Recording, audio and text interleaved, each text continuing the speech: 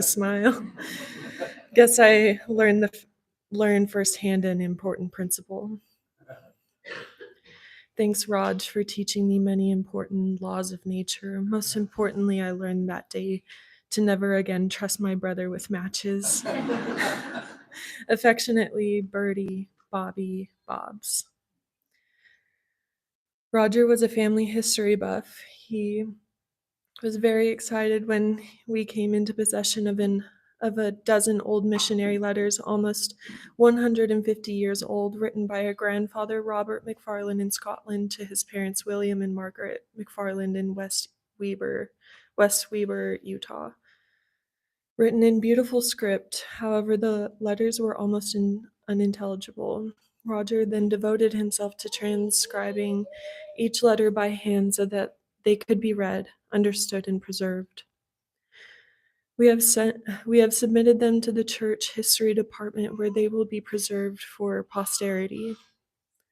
When my oldest grandson Matthew came to visit, Roger introduced him to genealogy. Roger printed out a beautiful family history fan for him. Matthew was very touched and pleased with Roger's gift. He took it home and had it framed and still hangs in his house today. From Maryland.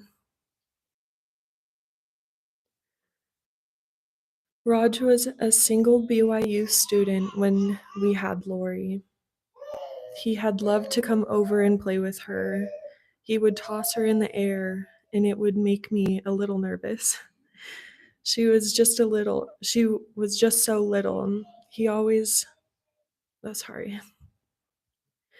also helped us move into our new house, which we had been in for 60 years. And was helpful in planting the new grass seed for our new lawn. From Donna.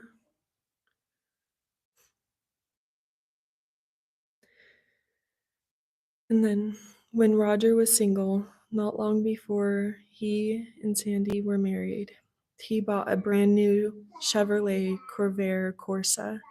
It was red and he lived in that car. Love, Jim. Thank you.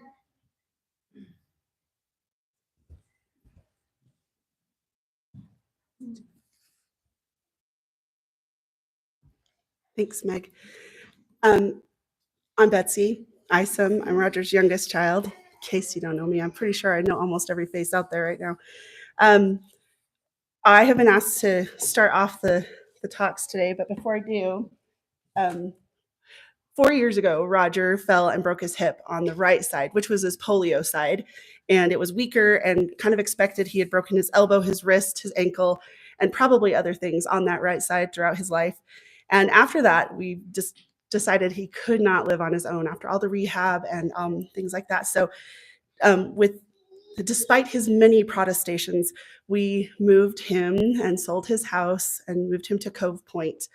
And he was sure that was the end of everything and that he would never be happy again. But life went on. And I have a little tribute to read from Gloria Bird, who he called Tiny Bird, who was his best friend there. I'd like to share some memories about our friend Roger while living at Cove Point Retirement. I first met him 3.5 years ago when he moved from rehab to Cove Point. He later moved outside to the independent apartments. He had asked to sit at my table for lunch. I said sure, and we struck up a conversation, one of which, of course, was genealogy. At that time, he had 10,000 plus names he had submitted to the temple. I had significantly less. We had some good conversations about researching our ancestors, and there was always some deceased soul to talk about. Within the time I knew Roger, I had passed him in numbers and reached over 17,000 count. He was excited at the progress I made, and I was too. Of course, it helped to have a good working computer, which he decided I needed and he bought for me. I had no excuses now not to do the research and appreciated so much his thoughtfulness. So as I use my computer every day, I think of my dear friend and his desire to make things a little easier and to go forth with the Lord's work in bringing families together. Each day we would talk about our progress, countries that we were working on and the last names and how they sounded or in comparison to that country. He would even try to talk like in that language. He did a pretty good job and it made us laugh. At times, he would ask me to see what I could find in Ancestry to help him out, which I enjoyed doing. We were always excited to find a baby that wasn't accounted for and unite them as family. He would get excited and say, "Mama, they found me." It was great to share what we both loved doing and to help each other in the cause. He later put research aside to take on a big project, which was scanning family pictures into the computer. I believe he accomplished that goal. He did. Although the more he put in, the more pictures the family brought, which we did. He enjoyed looking through all the pictures and talking of his family. Roger wrote his memoirs and had a book published. He shared my history with him as well. He explained his way of writing and suggested I should write mine the same way. I said I didn't want to rewrite it all again, and my way was fine with me. It was all caught up to this day, and he let it go at that period. He said we had the best table in the dining hall because we all knew how to have fun. He was always watching to see if someone needed something, a drink, a chair pulled out or pushed in. He was very thoughtful and caring with everyone and liked to cheer us all up. Even the little boy came out in him when he would blow the end of the straw across the table at me. And sometimes he would put the sugar packet on his spoon and see if he could flip it across the table. A skill we have all carried on from him. That sounds like Roger, doesn't it? Always playing around. Another man sat with us for some time and they enjoyed being silly. We were a happy bunch. I said the boy never grows out of the man, and boys will be boy, and he knew how to enjoy life. Our friend and I would talk about the color of our fingernail polish, and I guess Roger felt left out. He said when I was young, my sisters would paint my nails. So I brought my paint and painted his nails pretty at lunchtime. And it didn't bother him. Actually, Gloria, he really liked it. He would always tell me about it afterwards. It was nice to have him.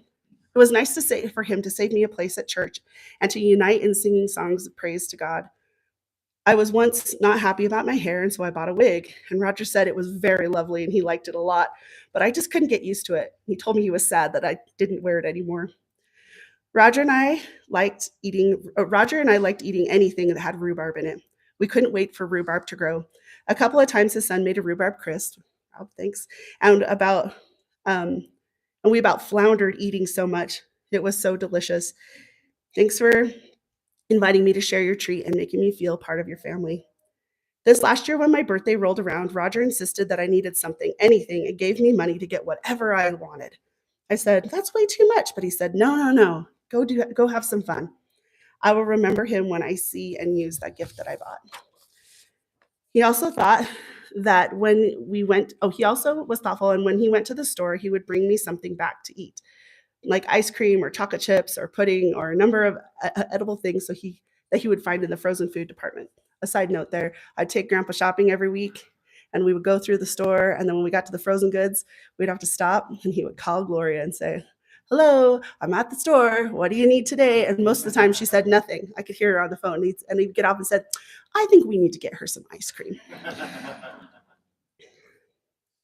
He wouldn't take no for an answer even with that. He was a loving, kind man that liked to share, and and I learned that if he wanted something, he would go for it.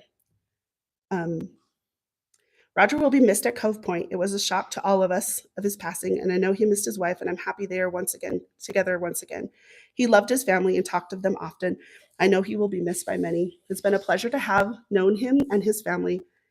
Thanks for letting me share the rest of the story with him from Cove Point. Love, Gloria. And you're not done with me yet. This is my words. One day, about 15 years ago, I announced to my dad another one of my harebrained schemes. This time, I had decided that I would visit every town in Utah over the next year. It was spring break, and I thought it would be a good time to get started on that strange goal. Instead of trying to convince me that it was silly or a waste of time, Dad said, "All right, let's go." And he added, "While we drive, let's find some cemeteries to visit and look for relatives." So off we drove down Highway 89, stopping in each little town along the way, finding little curiosities and having a great time. To me, this event explains a lot about my relationship with my dad, and one of the greatest lessons I learned from him, that life can always be an adventure. Now, I know that Roger was not known for being an adventurer, at least not in the way we usually think of it. He would choose a